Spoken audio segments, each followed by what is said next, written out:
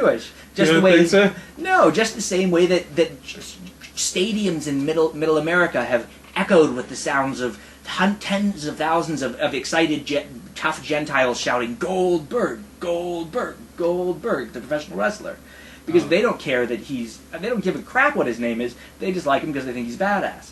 So like, I mean, it's not about Jews for other people. But to me that's connected with that. It's okay. I want you to guess what my favorite part of this Torah portion is. Can you guess? Is there?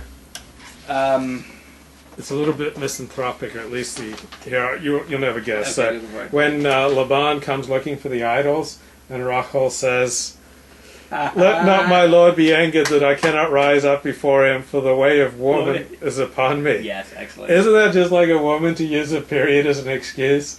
I mean, for thousands of years, women have been using their menstrual cycle as an excuse. It's like, I've got PMS, so don't bother me. Or, right. I'm menstruating. Or so. Like, isn't that just like a woman? It was a beautiful little detail. Yes.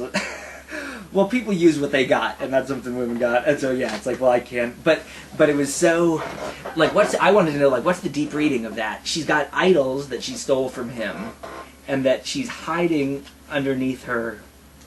Where she's hiding, where she's bleeding, and I mean, what?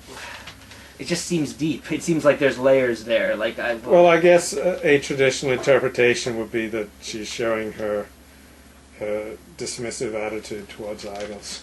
Oh, she's bleeding by bleeding on top of them. No, but she took them with her because she wanted them, not because she wanted to dispose of them or something. Well, maybe she wanted to help Laban's spiritual growth.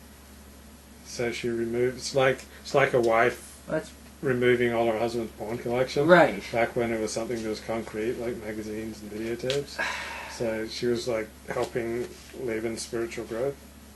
And also, why the assumption that it's dismissive because she's bleeding on the idols? Like, well, that's been traditionally a way to totally diss something. Like I mean, is there anything more disgusting than a woman's menstrual flow? I mean, I really don't think so. Well, that's menstrual blood is precious. Like, that's menstrual blood. It's disgusting. It makes me sick. Why? I just find it revolting. Like, I want to think of that as like my furry fun zone. And then, but that's part of the fun. You're such a bad man. Well, no, I'm not. Like, I'm not saying that in a prurient way. I'm just saying, like, that's. You love the whole thing. Like, makes me sick. Well, you cannot join Hell's Angels, that's for sure, because you know what the initiation rite for Hell's Angels is. No, what is it? Earning your red wings, and I won't. Well, you're right. I'm not gonna.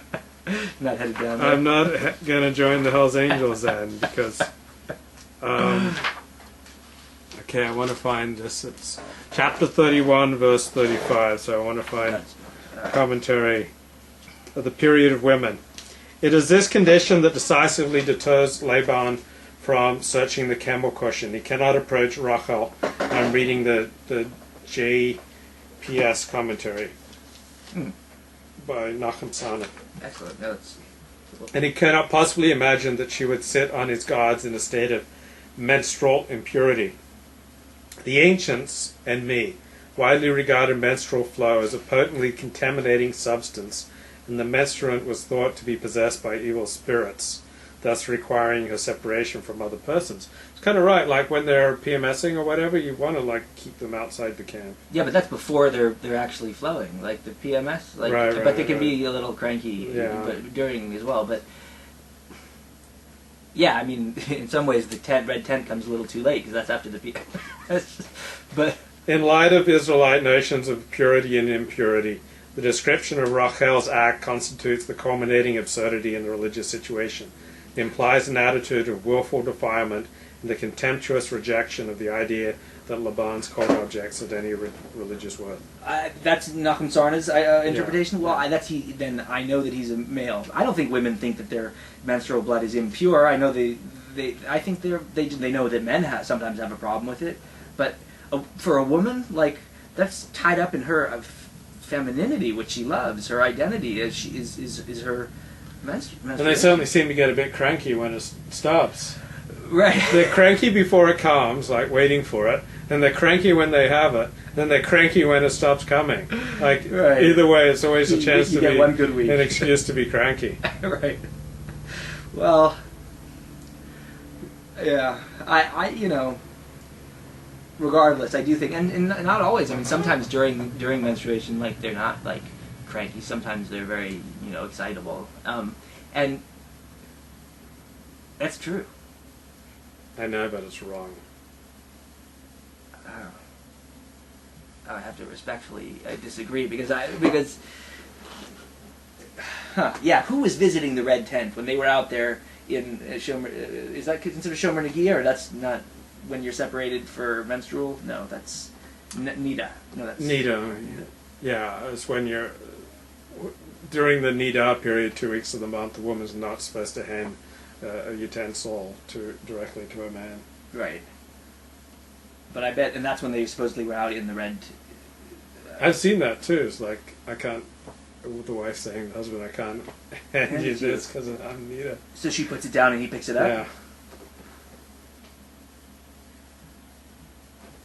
I don't know. I bet you. I want to tell a woman, like, oh, I can't touch that, you might be unclean.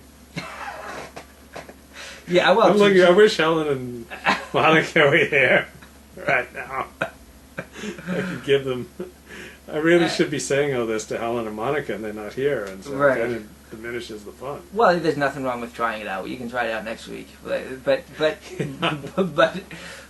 yeah. I mean, I think cultures that separate the women when they're menstruating, I think. I'd be interested in knowing, because African religious traditions do seem more in touch with the sensual. I bet they don't. I bet that they... I don't know. I'll have to check it out. And I'm sure there's differences. But there must be some that regard the menstrual period as holy.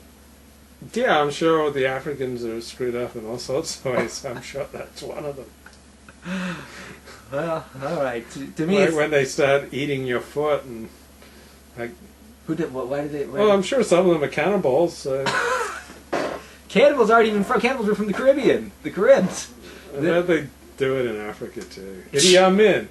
Yeah, but like he ate his opponents. Yeah, but that was just a male thing. Like that was well, it was. That wasn't an African thing. Like the Ugandans weren't happy about that. They didn't want him eating their people. Dennis Prager was talking on his radio show this week about he'd never forgotten this photo he saw in 1970.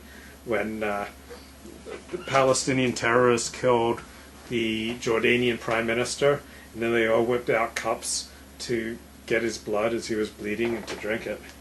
Really? He was dying or bleeding to death or already dead. And they took a photo of it and put it in Time magazine. Wow. Actually, I will have to see that one. I mean, that's a common ritual. So I guess that's a more advanced. They didn't seem to have a blood problem. Right. Well, no, it's like when Men Today. You ever see Red Dawn, the movie? Well, they hunt deer for the first time. The guy has to drink a cup of the deer's blood. Drinking the blood of your enemy is right. Traditional. Yes. Drinking the blood. That's why I say it's a male thing. So when Idi Amin is eating his opponents, that's just like, yeah, what's up? Who's your daddy? Like, but like it is. But that's yeah. But that's cannibalism. Yeah. Cannibalism's a male thing. Jesus. Oh, all right. Oh God. Do you have any final thoughts that you want to convey to our audience? I don't. I like Rachel and Leah. I think.